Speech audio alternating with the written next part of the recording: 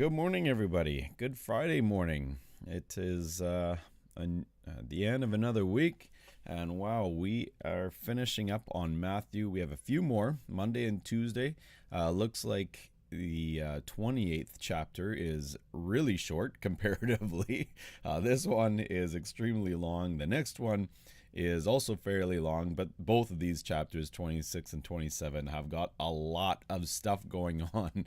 But luckily, all four gospels go over this, and so we've got time to spread it out. But we'll get through the chapter. There's a lot to go through, but I really like the end part of this chapter and the significance of what takes place at the very end. And so, all right, let's start with this one. We are in Matthew 26. And here we go. We see right away that it is now time for the plot to kill Jesus here. And says, all right, in these days, and you know that, so this is what Jesus is saying. He said to his disciples, you know that after 2 days is the Passover, and the Son of Man will be delivered up to be crucified. I think this is like where it's going to probably start hitting them a lot more.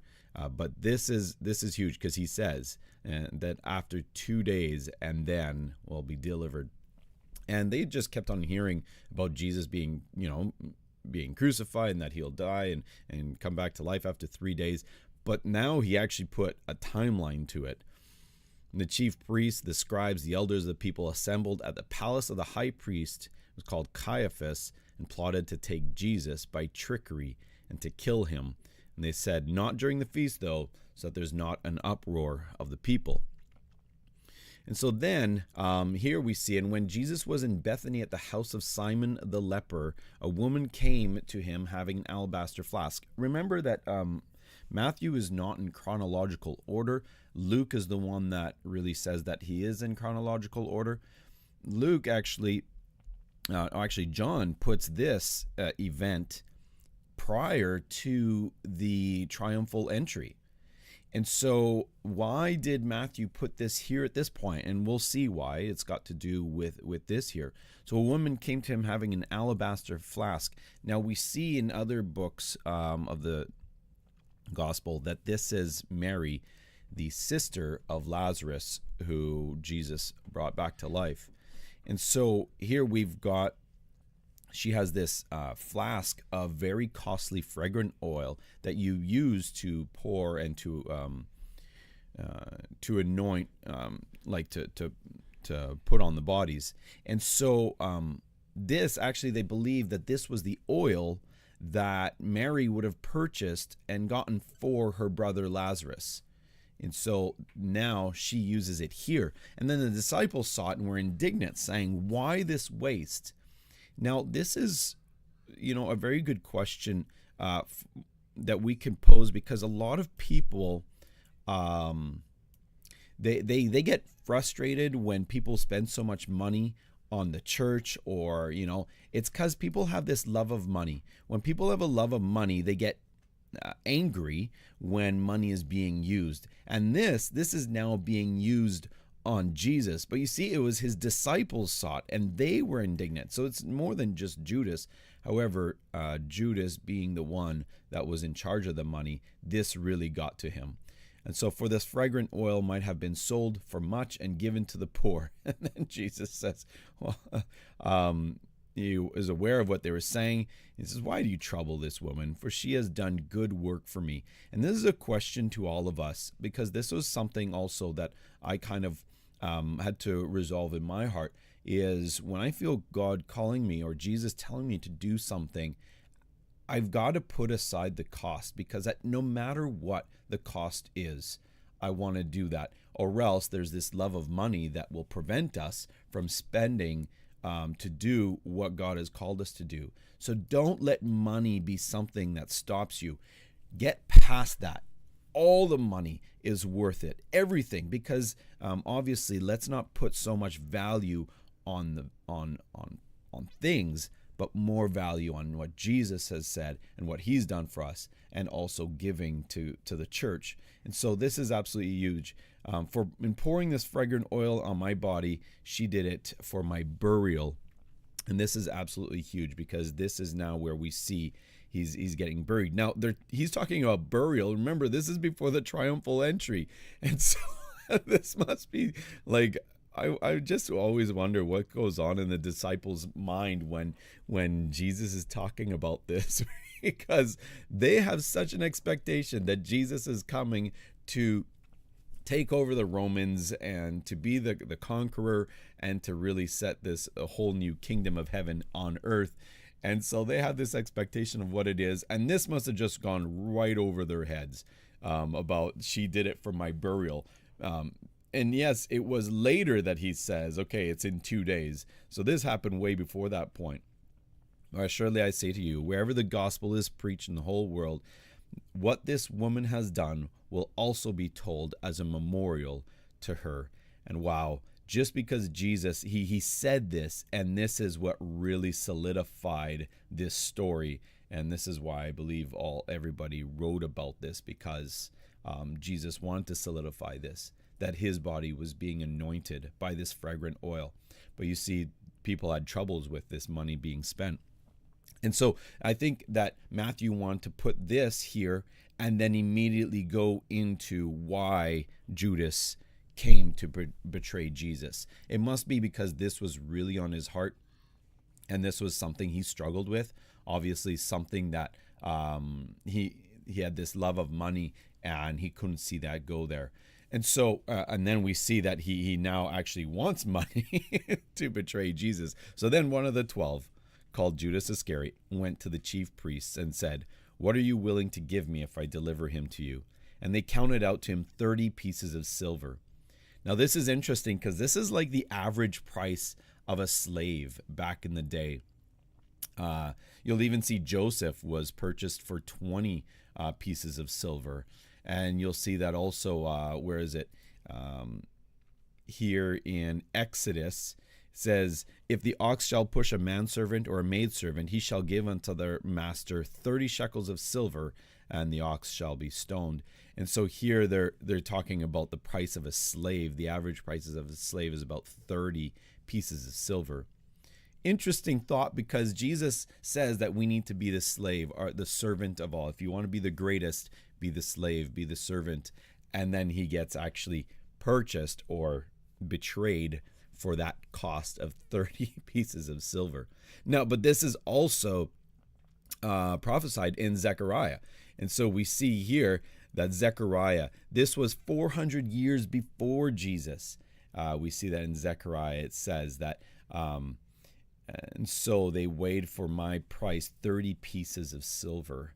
And so this was also a prophecy that would take place, but it's the price of a slave. And so from that time, he sought opportunity to betray him. And so I think that's why Matthew put it together, right? One following the other, kind of showing that this is what kind of led him, and maybe he struggled with that. So then Jesus celebrates Passover with his disciples. Now, on the first day of the feast of the unleavened bread, the disciples came to Jesus saying to him, "Where do you want us to prepare for you to eat the Passover?" Not knowing that this is the last Passover. And he said, "Go into the city." Well, unless they really took to heart that they said in 2 days he's going to be crucified. But I think that just always went over their head. Now, the interesting thing about here is Jesus tells them to go and look for it. In another book, we see that he tells them to look for a guy carrying a pitcher of water and ask him for the house. And so that's an absolute miracle. The disciples went and did that. They found this guy, they followed him, and they prepared the Passover. So when evening had come, he sat down with the 12. This is like really last moment preparation for a Passover. Normally they do that ahead of time, but they needed a place, and so they went. Now as they were eating, he said, "Assuredly I say to you that one of you will betray me." Jesus knew that Judas was going to be betraying him a long time ago, but the fact that he brought it up. And then again, the chronological order of this is off here in Matthew, but that's fine. I think this is really good that it's done in this way by Matthew, because we'll get the chronological order in Luke. But however, we see what took place here. and so exceeding one of you will betray me. And all the disciples, they were all sorrowful, and each one of them started to think, Lord, is it I? I mean, it would be horrible. Sometimes we don't know our own hearts, and so they don't know that the betraying is taking place right now, the other 11 disciples. So maybe some of them are thinking, oh man, am I going to be doing this in the future? Is this going to be taking place? But Judas knew that it was taking place right away and that he already got paid. And so, or he was getting paid. And he answered and said, he who dipped his hand with me in the dish will betray me. And the Son of Man indeed goes just as it is written of him. But woe to that man. This is an incredible verse. I'd hate for this verse to be written of me. But woe to that man by whom the Son of Man is betrayed. It would have been good for that man if he had not been born. Oh, this is such a... sometimes I kind of, would think, man, maybe if Judas had, maybe he is up in heaven. But that's not what the scripture says. And that just weighs on me when we think of... I hate that thought of somebody who's in eternity without God, and just to think the thought of, man, why did I do that? That regret that will be for eternity because of what they had done. And then Judas, who was betraying him, answered and said, Rabbi, is it I? Of course he knew it was him. And he said, yeah, you have said it. And so then it took place. This, and I'll mention in here in a bit why it was not in chronological order, but why Matthew went in this way. But as they were eating, Jesus took bread, blessed and broke it, and gave it to the disciples and said, take, eat, this is my body. Then he took the cup, gave thanks, and gave it to them, saying, drink from it, all of you. For this is my blood. So a lot of churches will read this in this order, and they'll do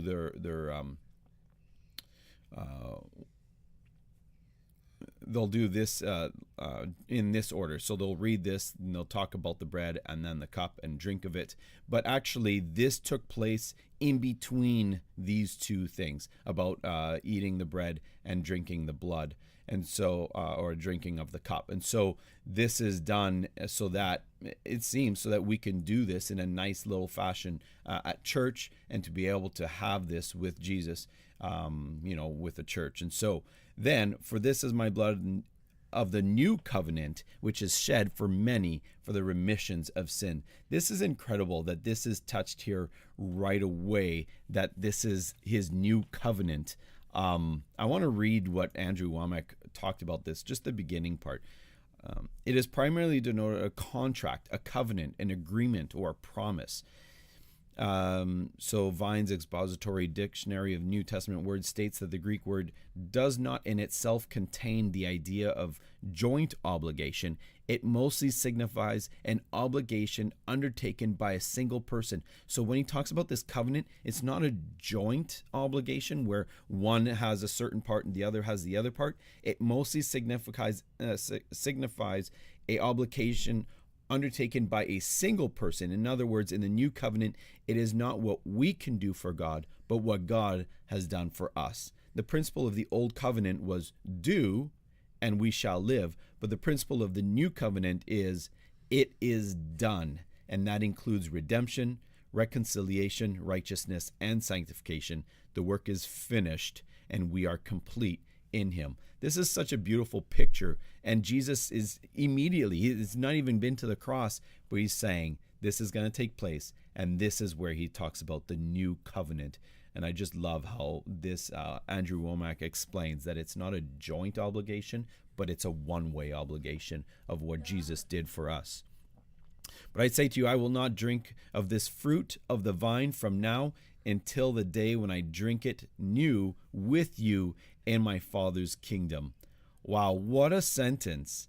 So we see here that he says this, and I will not do this again. And it's interesting because we don't see, when Jesus comes back after the cross, there's no record of him drinking anything. There's a lot of records of him eating with the disciples, but not of drinking from the vine with anybody.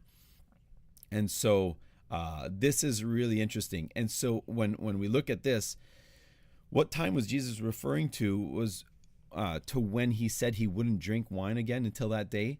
There are a number of times he ate with his disciples after his resurrection, but none of these instances record Jesus drinking anything. It's true that in regard to Jesus' return, the scriptures speak of his kingdom coming, but Jesus himself said his kingdom was within us, so we are now in the kingdom of God.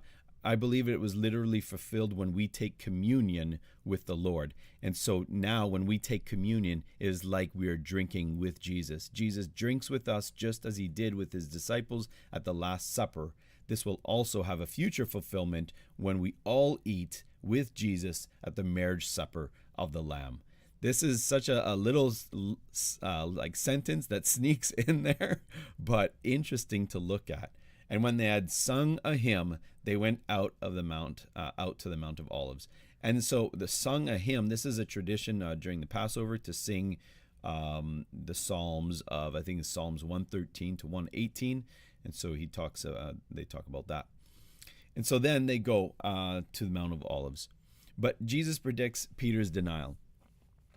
Then Jesus said to them, all of you will be made to stumble because of me this night. For it is written, I will strike the shepherd, and the sheep of the flock will be scattered. But after I have been raised, I will go before you to Galilee. And Peter answered and said, even if all are made to stumble because of you, he's talking about all the other 11 disciples, maybe now 10, I will never be made to stumble.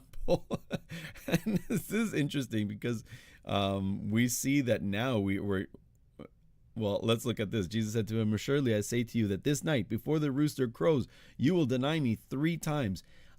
Would Jesus have said this if Peter wasn't so bold to say this sentence? You know, it's interesting that Peter said this, and then Jesus brought it up. Okay, you're going to deny me. And then there's going to be a crazy thing that's going to take place. A rooster's going to crow. And so it's interesting just to think as to whether or not Jesus said this because of Peter's statement. See, Peter said to him, even if I have to die with you, I will not deny you. And so said all the other disciples. And so then Jesus came with them to a place called Gethsemane and said to the disciples, sit here while I go and pray over there. And he took with him Peter and the 2 sons of Zebedee, that's James and John. And he began to be sorrowful and deeply distressed. Then he said to them, my soul is exceedingly sorrowful. So here we see he's, look at this. So he tells the disciples to stay there. Then he went a little further and fell on his face and prayed, saying, oh, my Father, if it is possible, let this cup pass from me. Nevertheless, not as I will, but as you will. A lot of people use this sentence to say, God, I'm looking for healing, and if it be thy will, heal me. We know that healing is his will. This should not be prayed when we're looking for healing or anything that is his promise, his provision, because we know what his will is. But when we say not your will but mine, I want your will to be done, and God, what is your will? This is when there's like a direction question. What job do I take? Who should I marry? God, what's your will? Now, of course, marry could come down to a bunch of different decisions, options. And there's not one particular person. But really, don't pray this, God, if it be your will, if it has to do with something that we know is already a promise. But then he came to the disciples and found them sleeping, said, what could you not watch with me for even 1 hour? And he says, watch and pray and do not enter into temptation. For the spirit indeed is willing, but the flesh is weak. But again, a second time he went away and prayed, oh, my Father, if this cup cannot pass away from me unless I drink it, your will be done. So he says this another time. This is interesting because Jesus knew he needed to go to the cross, but he really didn't want to. This is a heavy burden. We see that emotionally. This is absolutely huge. And in Luke, he talks about that he's sweating blood. Now, of course, Luke, being the doctor, he goes and he talks about this. But this must be an absolute huge stress, because even we see in another book that an angel comes and ministers to him. So this must be absolutely huge. And then he came and found them sleeping again, for their eyes were heavy. So he left them, went away again, and prayed the third time, saying the same words again. God, oh man, could you pass this cup? But then, because God didn't respond, he's like, all right, I need to do this. Then he came, and his disciples said to him, came to his disciples and said to them, are you still sleeping and resting? Behold, the hour is at hand, and the Son of Man is being betrayed into the hands of the sinners. And rise, let us be going. Oh, see, my betrayer is at hand. Wow, it's amazing that as he's coming down from the mountain, he knew this is the time. And while he was speaking, behold, Judas, one of the 12, he was still speaking to his disciples.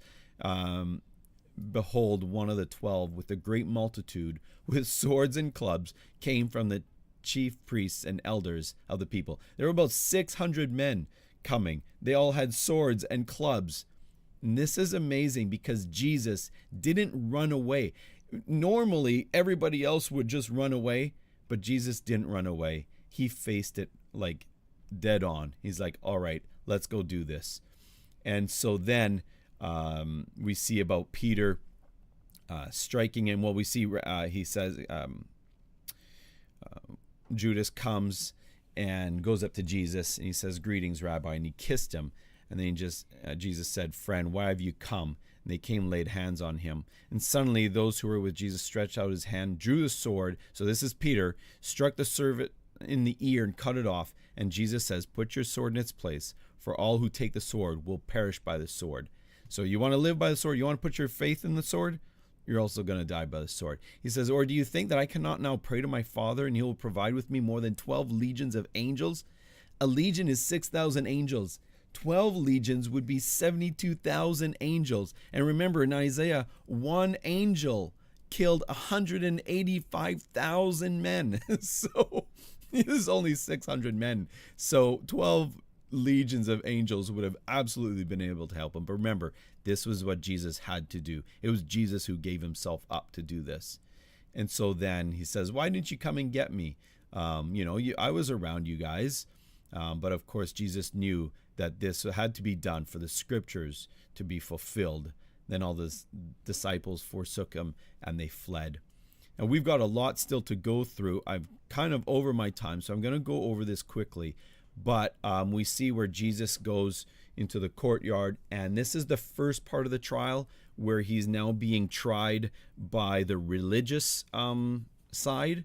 And then we'll see in the next chapter is when he gets tried in the civil trial. But this is on the religious side that he's in front of Caiaphas. Now look at this. This is interesting. He said that they tried to get false testimonies. They tried to get false witnesses, but it just couldn't build up.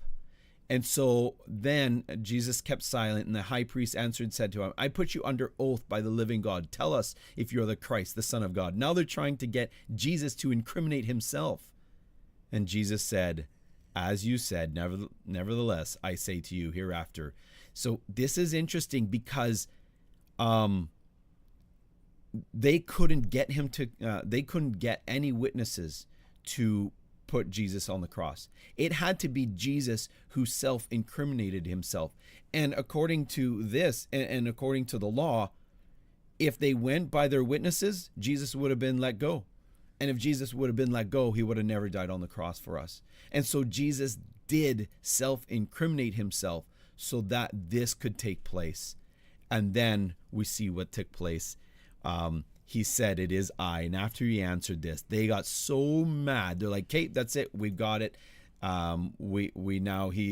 heard his blasphemy. They heard and he said, okay, he's deserving of death. They spat in his face and they beat him, struck him with the palms of their hands. And then this is horrible. They said, all right, prophesy to us, Christ. Who is the one that just struck you? But then we see what takes place with Peter denying. And this is a really interesting point with Peter. You know, he was willing to give his life up when he attacked those Roman soldiers with a sword, when he attacked the servant. We think that death is our greatest fear. But it seems here, even here, the greatest fear is the fear of man. Peter was willing to give up his life for Christ, But what he wasn't able to do was to actually to accept that Jesus and be judged in front of people that he was a friend of Jesus. So he denied him.